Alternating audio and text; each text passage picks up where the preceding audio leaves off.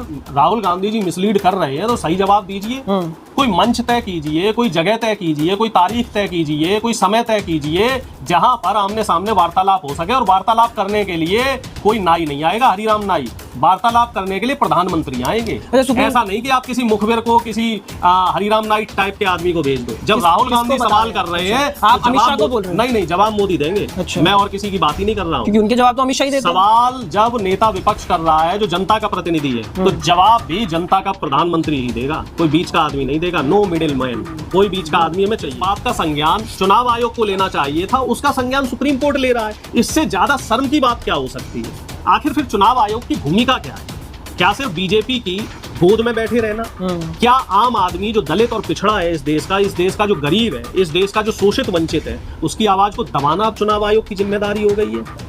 जब सरकार के इशारे पे चुनाव आयोग चलने लगे तो निश्चित तौर पे हर जो आम व्यक्ति है उसको न्यायपालिका से ही उम्मीद होती है, और न्यायपालिका अपना काम बखूबी करती रही है। तो हमें न्यायपालिका से अब भी उम्मीद है कि वो अपना काम ईमानदारी से करेगी, क्योंकि न्यायपालिका के अलावा और कोई एजेंसी ऐसी अब इस देश में नहीं बची है जिससे आम जनता थोड़ी बहुत कोई उम्मीद कर सके। और प्रधानमंत्री को के अंदर अगर साहस है तो खुल के आए और सवाल जवाब करें। प्रधानमंत्री माइक का सामना नहीं कर पाते तो राहुल गांधी का सामना क्या कर पाए? तो राहुल गांधी का सामना ही नहीं कर पाएंगे। बताइए, संसद में उन्होंने किसी सवाल का जवाब दिया हो? अपनी स्पीच देख के छोड़ के भाग गए। अनुराग ठाकुर भी बोल दिए कि भैया पहले ही अपनी अनुराग ठाकुर बात हो रही है, जब नेता प्रतिपक्ष, नेता विपक्ष प्रधानमंत्री से सवाल कर रहा है तो वो कहते हैं ना, बेगानी शादी में अब्दुल्ला दीवाना। जब सब जवाब हो रहा है प्रधानमंत्री से, तो अनुराग ठाकुर जैसे लोग हैं, इनका क्या मतलब है? क्या अनुराग ठाकुर देश का प्रधानमंत्री है? क्या अमित शाह देश के प्रधानमंत्री है? जिससे सवाल होता है जवाब उसी को देना चाहिए। राहुल गांधी पे भी थोड़ी सी बातें आई हैं। वोट चोर बता दिया प्रधानमंत्री को, चोर प्रधानमंत्री बता दिया प्रधानमंत्री को। उसके बाद तमाम कह रहे हैं पिक्चर अभी बाकी है, बिहार में यात्रा करने वाले। इनका क्या रोल देख रहे हैं इस समय पे आप? हमें तो रोल ही रोल है। हाँ, सारा रोल है भाई साहब। आप ये बताओ, वोट चोरी नहीं हुई क्या? और अगर नहीं हुई तो चुनाव आयोग क्यों डरा हुआ बैठा है? चुनाव आयोग ने देश के चुने हुए 300 सांसद, वो कोई छपरी टाइप के लोग नहीं थे, वो देश के चुने हुए सांसद थे। और देश के चुने हुए सांसदों से चुनाव आयोग इतना बड़ा हो गया कि उन सांसदों से मिलने नहीं मिल सकता। चुनाव आयोग का आप देखिए क्या तर्क दिया कि हमने तो 30 लोगों से मिलने की बात कही थी और आप 300। अरे हमारा देश तो ऐसा देश है, हमारे देश में बिन बुलाए मेहमान को भी हम पानी पिलाते, उसे भी हम चाय पूछते। और यहाँ तो देश के चुने हुए सांसद आपसे मिलने आए और बकायदा पहले बता के आए कि हम आपसे मिलने आ रहे हैं, और आप मिल नहीं रहे। आपकी हिमाकत देखिए, आपका दुस्साहस देखिए कि इस लोकतंत्र के मंदिर में जो सांसद बैठते हैं आप उनसे नहीं मिल रहे हो, और उनके खिलाफ आपने पुलिस छोड़ दी है। तो आपको डर है, डर है प्रधानमंत्री को, डर है चुनाव आयोग को, क्योंकि इन लोगों ने चोरी की है। डर इसी बात का है कि इन्होंने वोटों में चोरी करी है, और इसका खुलासा बिहार चुनाव में होगा। बिहार को लेकर 17 तारीख से एक बहुत बड़ी वोटर अधिकार यात्रा हमारे न्याय योद्धा राहुल गांधी पूरे बिहार के 18 जिले चिन्हित करे हैं, और इन 18 जिले में जाएंगे और लोगों को समझाएंगे कि किस तरीके से आपके अधिकारों का हनन हो रहा है। लगभग 1 करोड़ बिहार के वोटर्स का नाम वोटर लिस्ट से खत्म करने की तैयारी की जा रही है। बहुत बड़ा स्कैम है, लोकतंत्र में ये काला धब्बा है। और प्रधानमंत्री को के अंदर अगर साहस है तो खुल के आए और सवाल जवाब करें।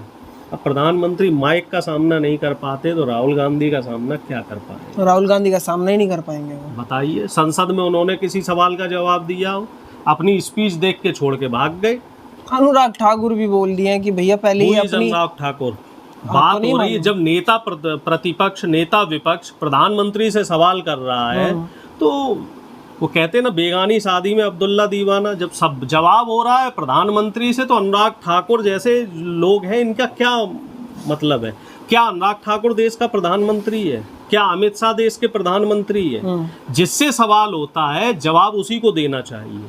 इसे बदसलूकी या बदतमीजी कहा जाता है, मैं जो मानता हूँ। देखिए, प्रधानमंत्री हर बात के लिए जिम्मेदार है, जवाबदेह। जब एक छोटी सी वंदे भारत ट्रेन का उद्घाटन, एक छोटे से पुल का उद्घाटन प्रधानमंत्री कर रहे हैं, तो ये तो बहुत बड़े इल्जाम है। तो इनका जवाब क्या अनुराग ठाकुर देगा? अमित शाह देंगे? इनको अगर प्रधानमंत्री बना दो तो हम इनसे सवाल करेंगे। ये तो वही बात हो गई कि साहब नाच ना आए और आंगन टेढ़ा। प्रधानमंत्री सिर्फ और सिर्फ अपनी जो योजनाएं हैं, हमारे देश की जो कल्याणकारी योजनाएं हैं, उनका फीता काटने के लिए इनको प्रधानमंत्री बनाया गया है। जब जवाबदेही तय होगी तो जवाबदेही के लिए ये अलग अलग तरह के मंत्रियों को भेजेंगे।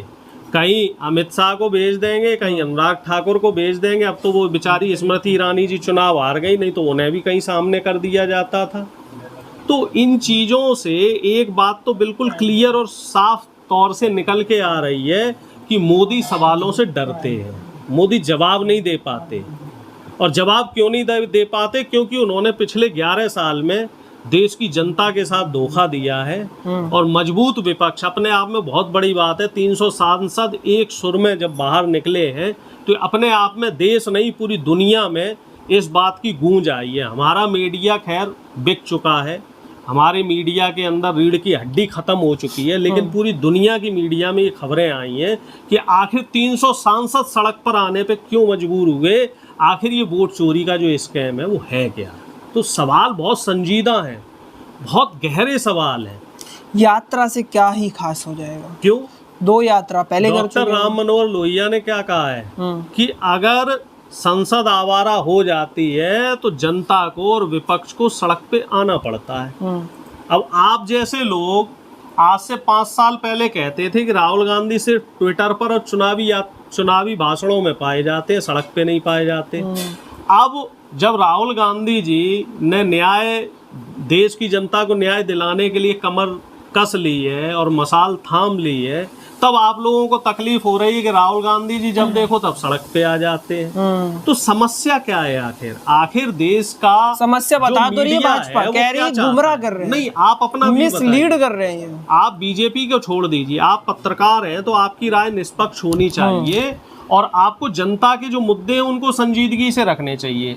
क्या आपको लगता है कि राहुल गांधी को नेता विपक्ष होने के नाते सड़क पर नहीं होना चाहिए? बिल्कुल होना चाहिए। तो न्याय, लेकिन उनका तर्क है कि आप मिसलीड कर रहे हैं। अगर राहुल गांधी जी मिसलीड कर रहे हैं तो सही जवाब दीजिए, कोई मंच तय कीजिए, कोई जगह तय कीजिए, कोई तारीख तय कीजिए, कोई समय तय कीजिए जहां पर आमने सामने वार्तालाप हो सके। और वार्तालाप करने के लिए कोई नाई नहीं आएगा, हरिराम नाई।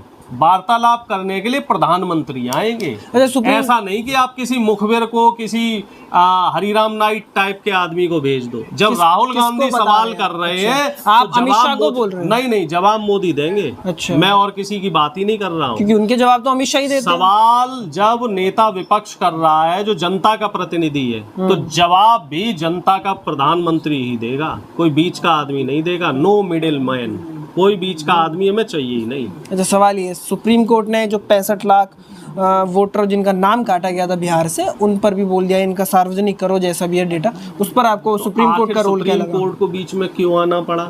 चुनाव आयोग आखिर कर क्या रहा है? क्या चुनाव आयोग अब स्वतंत्र एजेंसी नहीं है? इस बात का जवाब सुप्रीम कोर्ट ने ही दे दिया। अच्छा। जिस बात का स्वतः संज्ञान सुप्रीम कोर्ट को लेना चाहिए था उसका संज्ञान माफ कीजिएगा, जिस बात का संज्ञान चुनाव आयोग को लेना चाहिए था उसका संज्ञान सुप्रीम कोर्ट ले रहा है। इससे ज्यादा शर्म की बात क्या हो सकती है? आखिर फिर चुनाव आयोग की भूमिका क्या है?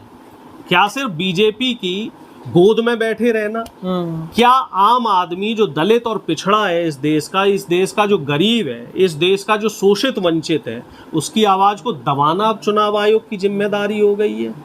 जब सरकार के इशारे पे चुनाव आयोग चलने लगे तो निश्चित तौर पे हर जो आम व्यक्ति है उसको न्यायपालिका से ही उम्मीद होती है और न्यायपालिका अपना काम बखूबी करती रही है। तो हमें न्यायपालिका से अब भी उम्मीद है कि वो अपना काम ईमानदारी से करेगी, क्योंकि न्यायपालिका के अलावा और कोई एजेंसी ऐसी अब इस देश में नहीं बची है जिससे आम जनता थोड़ी बहुत कोई उम्मीद कर सके। प्रोफेसर साहब की बातों पर आपकी क्या राय है? नीचे कमेंट में ज़रूर बताएं।